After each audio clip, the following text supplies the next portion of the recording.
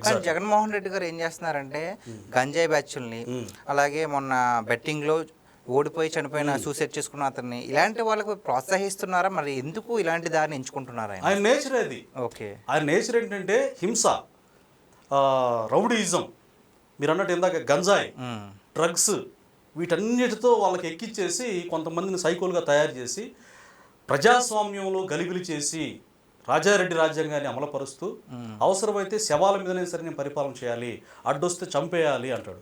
ఇంకా అతను అసలు ఇంతకాలం అరెస్ట్ అయిపోవడం చాలా బాధాకరం.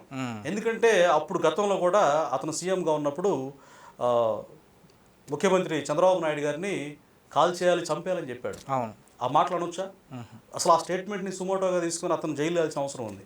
ఒక Z+ కేటగిరీ ఉన్న వ్యక్తి, అప్పుడు మాజీ ముఖ్యమంత్రి గారు, చాలా సీనియర్ మోస్ట్, ఆయన 14 ఏళ్ళు సీఎం చేసిన వ్యక్తిని ఇలా మాట్లాడొచ్చా? తండ్రి సమాన వయస్కుడు, ఆయన తండ్రి కూడా చేశాడు, రాజకీయ విమర్శలు చేశారు, కానీ ఇంత దారుణంగా నీ వ్యాఖ్యలు చేయలేదు. అంటే బాగా అహంకారం నెత్తికెక్కి, కళ్ళు నెత్తికెక్కి దౌర్జన్యంతో, హింసతోటి నేను పరిపాలన కొనసాగించాలనేటువంటి దురుద్దేశం, దుర్మార్గం తప్పితే అతను ప్రజలకు మేలు చేయాలన్న ఆలోచన లేదు.